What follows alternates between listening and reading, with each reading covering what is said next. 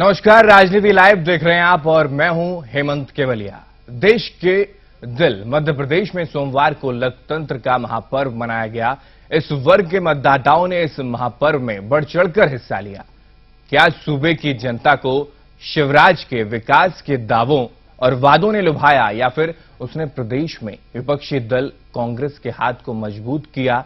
हालांकि सत्ता किसके हाथों में होगी, जनता ने इसका फैसला तो कर ही दिया है और 8 दिसंबर को इसका पता भी चल जाएगा। इन सबके बीच चुनाव आयोग बधाई का पात्र है, जिसकी कोशिशों के चलते इस बार वोटिंग प्रतिशत में बढ़ोतरी दर्ज हुई। चुनाव आयोग ने वोटिंग को लेकर तमाम जागरूकता कार्यक्रम चलाए थे, जिसका असर देखने को मिला। हालांकि इस बढ़े हुए वोट प्रतिशत ने कई सारे सवालों को भी जन्म दे दिया है। सियासी पार्टियां भले ही जीत का दावा करती फिरें, लेकिन मतदान में हुई बढ़ोतरी का फायदा किसे मिलेगा, ये देखना दिलचस्प होगा।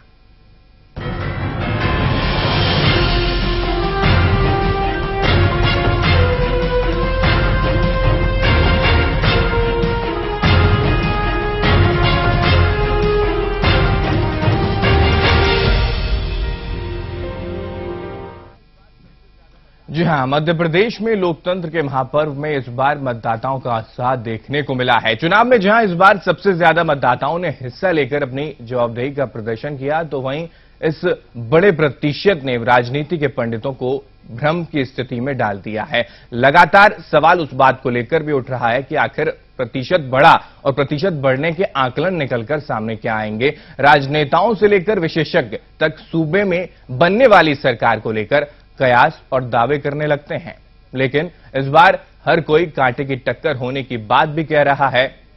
हर कोई यह भी कह रहा है कि कांटे की टक्कर देखने को मिल रही है, लेकिन कांटे की टक्कर अगर है तो प्रतिशत में बढ़ावे की वजह है या फिर कुछ और। यानी कि चुनाव आयोग ने अपना काम किया।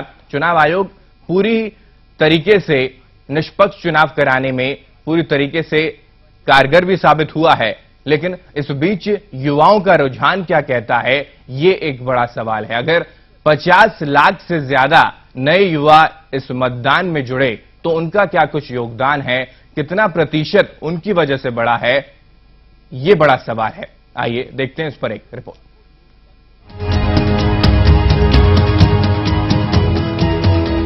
मध्य प्रदेश में सोमवार को लोकतंत्र का महापर्व मनाया गया। सूबे के 51 जिलों की 230 सीटों पर हुई वोटिंग में मतदाताओं ने बढ़ चढ़कर हिस्सा लिया। हालांकि ज्यादा मतदान से जहां चुनाव आयोग खुश है, तो वहीं सियासी पार्टियां जीत के दावे करने में जुट गई हैं। लेकिन इस बढ़े हुए वोटिंग प्रतिशत ने हार जीत के फैसले को 8 तारीख तक पर्दे के पीछे कर दिया है। राजनीतिक दल भले ही अपनी जीत का दावा करें, लेकिन वो खुलकर ये नहीं कह पा रहे हैं कि सरकार उनकी ही बनेगी। इस बार मध्य प्रदेश के 50 लाख युवा वोटर थे, जिन्होंने पहली बार अपने मताधिकार का इस्तेमाल किया, लेकिन उन्होंने ये हवा नहीं लगने दी कि वो किसके समर्थक हैं। जानकारों की माने तो नए वोटरों के जुड़ने से ही वोट का प्रतिशत बढ़ा है। हालांकि इन सबके बीच कांग्रेस ये दावा कर रही है कि युवाओं ने कांग्रेस का हाथ मजबूत किया है। हम उससे बहुत उत्साहित हैं और जब भी परसेंटेज बढ़ता है, कितने भी चुनाव आप देख लें, वो जो सत्ताधारी दल होता है उसके खिलाफ आता है और एंटी इनकम्बेंसी के खिलाफ वो वोट पड़ता है।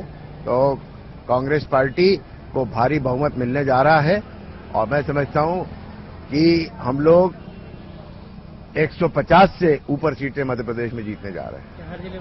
तो वहीं दूसरी ओर बीजेपी भी मतदान के बड़े प्रतिशत से काफी खुश नजर आ रही है। बीजेपी का दावा है कि युवा वोटर मुख्यमंत्री शिवराज सिंह चौहान के विकास कार्यों से बेहद प्रभावित हैं। ऐसे में इस बार बीजेपी की हैट्रिक बननी तय है। मध्य प्रदेश में 10 साल में जो माननीय शिवराज सिंह चौहान जी ने विकास के कार्य किए, मध्य प्रदेश में जो हर वर्ग की चिंता करी, उसका परिणति यह है कि जनता में अति उत्साह था वोटिंग के लिए, क्योंकि उनको लगता था कि शिवराज सिंह चौहान जी को फिर से मध्य प्रदेश का मुख्यमंत्री बनाना है। इसलिए अधिक से अधिक संख्या में जनता वोट डालने गई। दूसरा एक और पक्ष ये था कि खबर भारती जैसे जो न्यूज चैनल थे, उनने दिन भर अपने चैनलों पे चलाया कि आप वोट डालने जरूर जाएं, हर काम बाद में करें। तो इसमें जो मतदाताओं में जागरूकता है, इसलिए मतदान का प्रतिशत बढ़ा और जब भी प्रतिशत बढ़ता है तो भारतीय जनता पार्टी को लाभ प्राप्त होता है।